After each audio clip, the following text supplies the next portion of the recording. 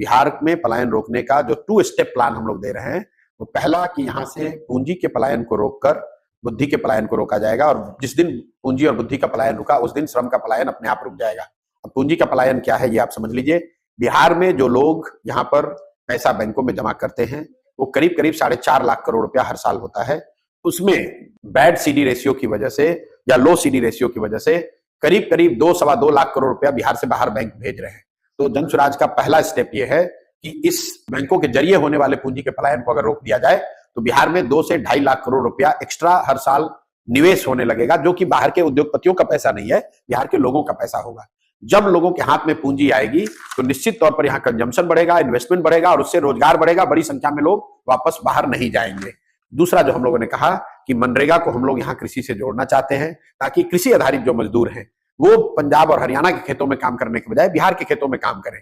ऐसा नहीं है कि बिहार में खेतों में मजदूरों की कमी नहीं है, यहाँ जो खेती कर रहे हैं वो लोगों के पास मजदूर नहीं है। और मनरेगा में बिहार सरकार का यूटिलाइजेशन है 40%, क्योंकि इनके पास मनरेगा के अंतर्गत काम कराने के लिए ना पैसा है, ना साधन है, ना व्यवस्था है। हम लोग ये कह रहे हैं कि हम मनरेगा का पैसा जो हम लोग सरेंडर कर रहे हैं दिल्ली में, उस पैसे को लेकर आएंगे और मनरेगा के तहत मजदूरों को किसानी से जोड़ा जाएगा। और शर्त ये हम कह रहे हैं कि जो आदमी भी अभी धान गेहूं की खेती कर रहा है वो नकदी की अगर खेती करने लगे तो उसको मनरेगा के तहत मजदूर फ्री में मिलेगा। इसका बहुत बड़ा फायदा ये होगा कि जो कृषि आधारित मजदूर हैं उनको यहीं पे रोजगार मिल जाएगा, पलायन नहीं करना पड़ेगा। दूसरा, मनरेगा में चोरी बंद हो जाएगी, क्योंकि जिस किसान को भी मजदूर मिलेगा उससे वो काम कराएगा। तीसरा, सबसे बड़ा जो एग्रीकल्चर प्रोडक्टिविटी है वो बहुत तेजी से बढ़ेगी, क्योंकि जो 1 बीघे में अगर आप 1 एकड़ में आज आप धान उगा रहे हैं, कल शायद मजदूर उपलब्ध हो तो वहां पर आप लहसुन उगाने लगेंगे या कैश क्रॉप उगाने लगेंगे, उससे आपकी इनकम बढ़ेगी। तो बिल्कुल पूरा प्लान बता रहे हैं कैसे बैंकों के जरिए हो रहे पूंजी के पलायन को रोककर श्रम का पलायन रोका जाएगा। दूसरा बता रहे हैं कि मनरेगा को कृषि से जोड़कर कृषि आधारित मजदूरों का पलायन रोका जाएगा।